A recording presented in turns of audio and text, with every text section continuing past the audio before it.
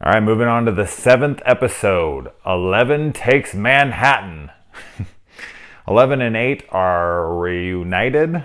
Um, and, I went on IMDb, which is never advisable. If you want to see a bunch of dickheads talking about films, go ahead and look at some reviews on there. Yeah, man. People just hate movies on that on that site. Anyway, yeah, I was just scanning down to try to look up something about this episode, and I noticed like every episode had like nines and whatnot on their ratings, and this one was like considerably lower than all the others. And I didn't see that until this episode was almost over. And while I was watching this episode, before I saw that, I love this episode. And why am I always in the minority on shit? Why is it like everything that I enjoy, most people are like, that was garbage? I must seriously just have the most shitty taste. Oh, well, it's not like I do a YouTube channel with my opinion or anything. So, anyway, yeah, man, I love seeing 11, like, walking through the city, like, bright light, big city. I just like to see the fascination and the excitement, and she was so taken by the city. I loved that, and I loved her reuniting with her sister. Like, I'm no shit. Like, I full on fucking like teared up when they were like sister, sister, and they put their arm together, and then they went upstairs and they chatted, and they were like talking, and they were, it feels right for you. It feels like there was a hole in my heart. Now it's filled that you're back. And they're just like, and 11's finally getting like a family, like somebody that she knows, somebody who's important to her. Her mom's all fucked up. Her papa was a dickhead. Like, everyone in her life had abused her up until she met, Hopper and those guys. But this is someone from her past life that she has a connection with. It was really nice to finally see her, and she felt at home.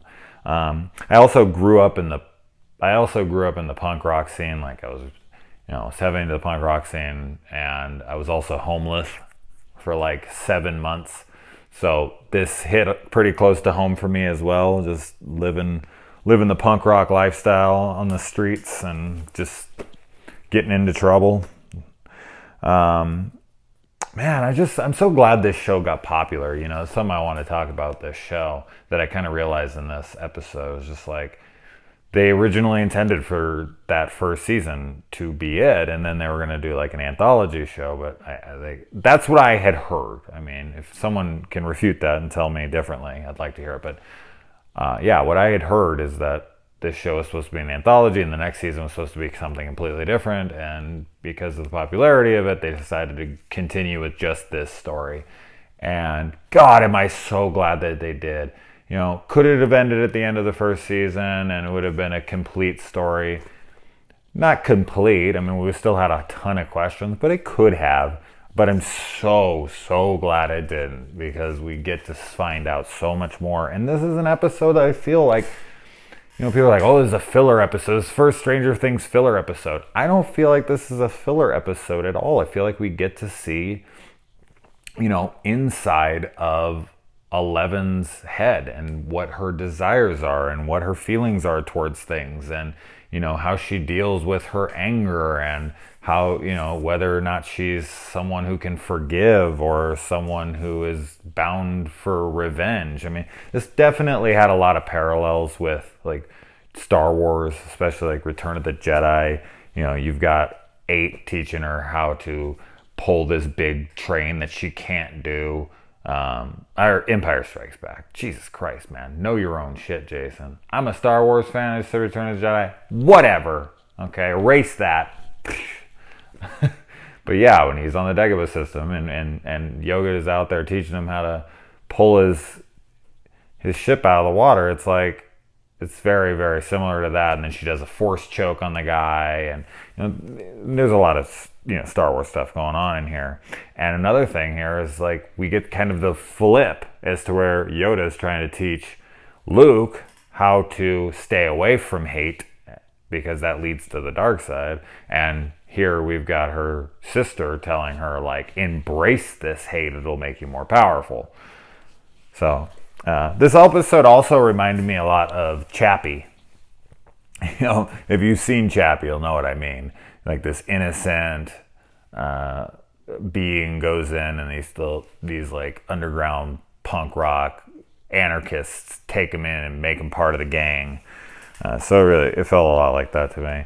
And we got this actor who I like to call Shifty Eyes, who's in every movie. The fat guy in this with the shifty eyes. I always forget what his name is, but that's always how I see him. Like, it's Shifty Eyes. But his eyes dance back and forth. Really liked the music in this episode a lot.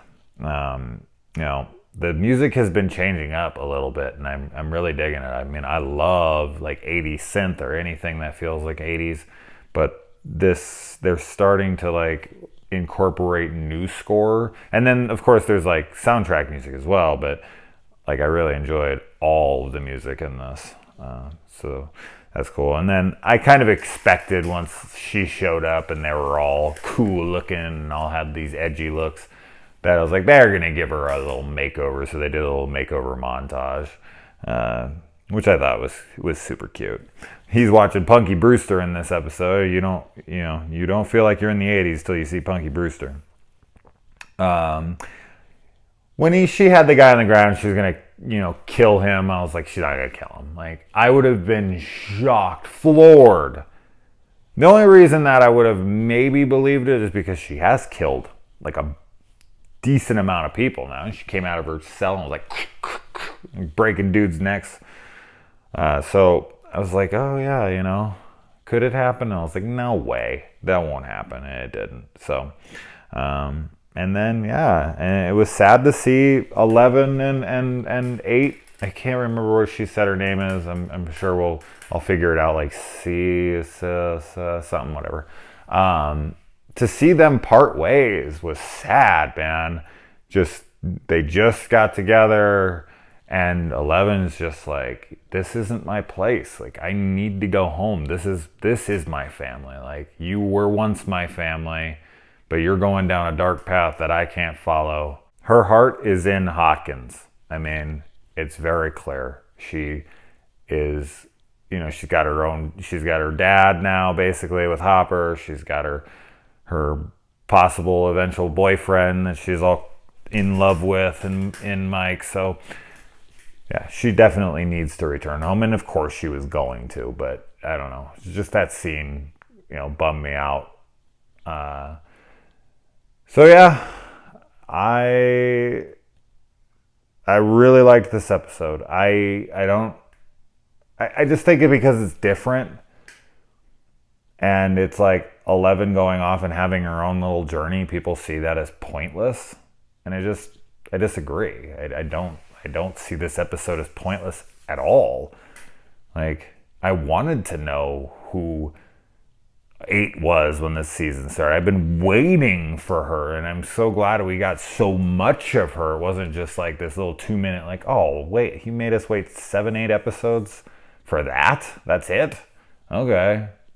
So we got like a full episode of them bonding and them, reminiscing about their horrible past together. We got so many things going on here between them that sometimes I just really honestly don't think people like story, like character development or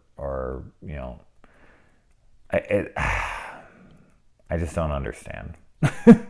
Half the day, I really don't. I don't get it. I don't know what's so terrible about this episode. I was looking through reviews and it was like 1 star, 1 star, 1 star.